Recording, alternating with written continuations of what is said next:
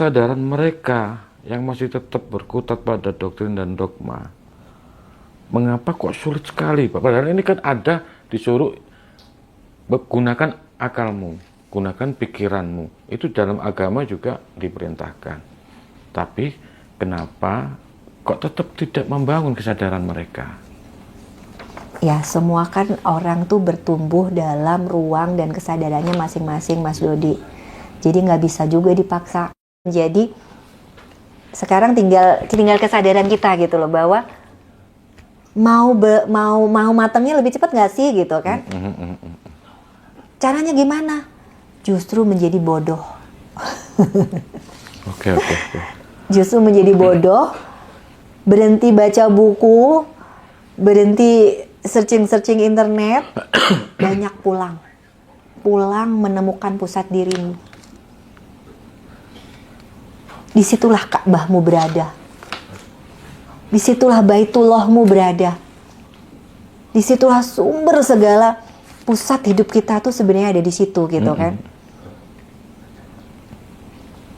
Nah, kapan sih? Mengapa kita perlu menemukannya nih? Karena dunia luar itu dang deng dong deng dong deng dang deng.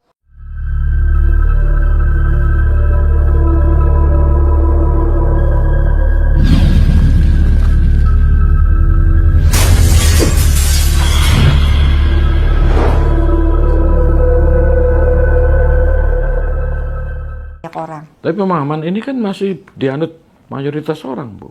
Ya, terserah. Bahkan antri-antri kan, iya, sampai puluhan tahun haji kayak gitu kan. Nah, saya mau tanya ini sebagai seorang psikolog, letak kesadaran mereka yang masih tetap berkutat pada doktrin dan dogma, mengapa kok sulit sekali, Pak? Padahal ini kan ada disuruh gunakan akalmu, gunakan pikiranmu. Itu dalam agama juga diperintahkan. Tapi kenapa kok tetap tidak membangun kesadaran mereka? Ya, semua kan orang tuh bertumbuh dalam ruang dan kesadarannya masing-masing, Mas Dodi. Jadi nggak bisa juga dipaksa. Jadi sekarang tinggal kesadaran kita gitu loh, bahwa mau matangnya lebih cepat nggak sih gitu kan? Caranya gimana? Justru menjadi bodoh. Oke. Justru menjadi bodoh, berhenti baca buku, berhenti searching internet, banyak pulang menemukan pusat dirimu. Disitulah Ka'bahmu berada. Disitulah Baitullahmu berada. Disitulah sumber segala pusat hidup kita tuh sebenarnya ada di situ gitu kan. Nah, kapan sih? Mengapa kita perlu menemukannya nih? Karena dunia luar itu dang deng dong deng dong deng dang deng dong kayak gitu kan. Capek nggak sih kita? Kayak kita sedang berenang di dalam pusaran kumparan air yang nggak ada ujung pangkalnya gitu kan. Nah, dengan kita menemukan itu, kita menjadi pribadi yang tenang, seimbang, nggak reaktif, nggak mudah lelah, nggak mudah sakit, nggak mudah terseret arus. Ketika kita mampu pulang kembali ke pusat diri kita gitu, sahabat semua, kita pulang, kita jadi sadar, kuat, damai, sehat, bahagia, udah nggak butuh apa-apa. Saya tuh kadang-kadang kalau sekarang dengan semakin dengan semakin banyaknya pasien gitu kan, saya tuh kadang-kadang rindu gitu loh dengan waktu yang 1 jam aja itu untuk pulang ke dalam diri. Itu adalah suatu keindahan yang nggak bisa dilukiskan nama kata-kata. Buat saya 1 jam sehari itu udah sangat-sangat berharga sekali untuk momen mudik gitu. Mudik kemarin, mudik ke geografis ya. Iya. Mudik yang sejati adalah mudik ke dalam diri kita sendiri, sahabat. Oke, tadi bicara tentang menemukan pusat jati diri. Tentunya kan ada cara-caranya, terus. Nah itu Belum kan? Belum Mau dijelaskan kita cobain tadi. ya? Iya. Cobain aja, nggak usah pakai dijelasin. Kita cobain aja. Oke. Nah, buat sahabat semua, yuk pipis dulu. Saya kasih waktu 1 menit gitu sambil supaya enak kita masuk. Saya kasih waktu buat tadi yang bertanya mungkin Mas ini di live. Silakan kalau mungkin ada Harus pertanyaan. pipis dulu. Ya, maksudnya nanti lagi enak-enak, lagi high, lagi terbang, terus aduh mau pipis gitu kan nggak enak. Iya. Oke. Yuk, siapa mungkin bisa dibacakan pertanyaan-pertanyaan yang masuk?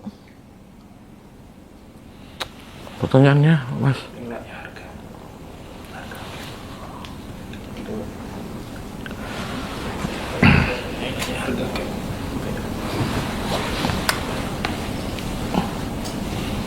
Nah, ini saya bacakan ini mulai ada pertanyaan ini Bu Sinta. Ini dari Ibu atau Mbak Rai Rahayu. Pertanyaannya begini, bagaimana untuk memulai meditasi Bu Sinta? Saya dalam kondisi sakit dan pengen ketemu kedamaian. Nah, nanti kita lakuin ya sayang ya. Kita nanti praktek ini. Praktek ya. Praktek ini ya. Terus ini ada yang Barakallah blessing anxiety, aku kemarin sampai gak bisa tidur. Jadi penonton ini ntar lagi kita ada praktek ya, yang mau mengikuti ini prakteknya Bu Sinta, siap-siap kita relax. Yang mau pipis silakan pipis. Terus apa lagi Bu? Pakai baju longgar, tempatnya yang nyaman. Kalau bisa pakai headset jadi nggak ini gitu. Di atas kursi? Ya di atas kursi, nggak perlu harus ngapa-ngapain kok. Ini kita duduk tenang, mau tidur boleh, yang lagi sakit berbaring boleh. Karena menemukan pusat diri itu adalah apa ya?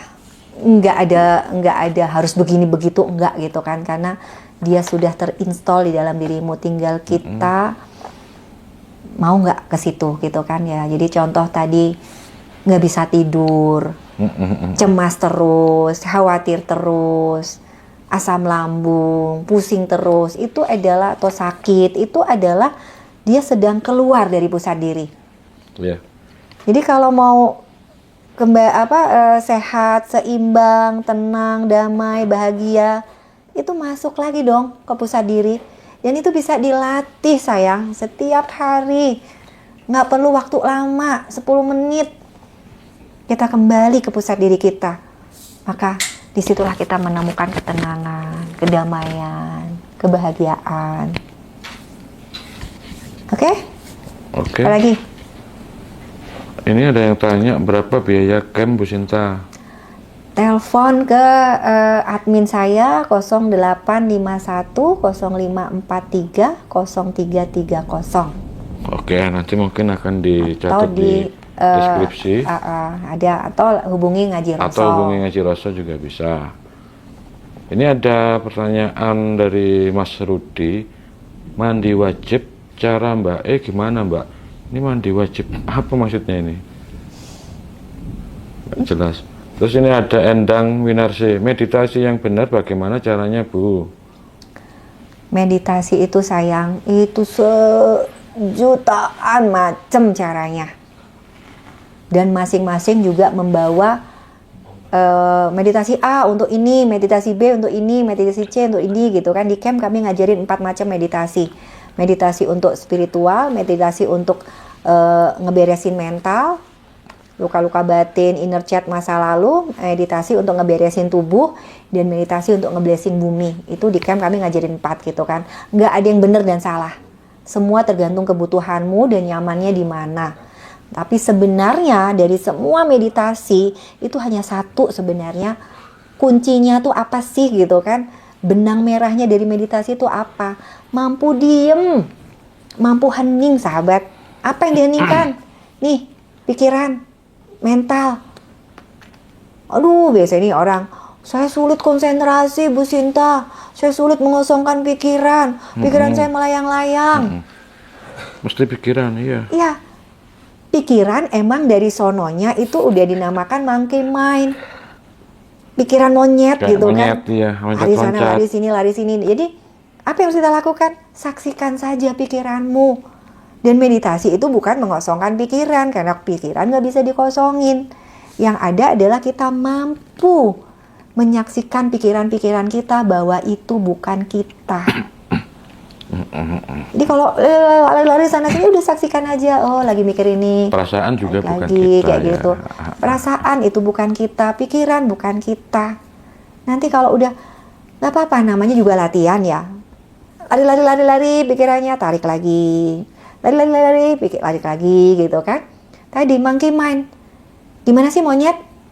Monyet baru bisa diem ketika dikasih mainan baru kan. Nah, mainan baru tuh apa? Fokusmu kau pindahkan.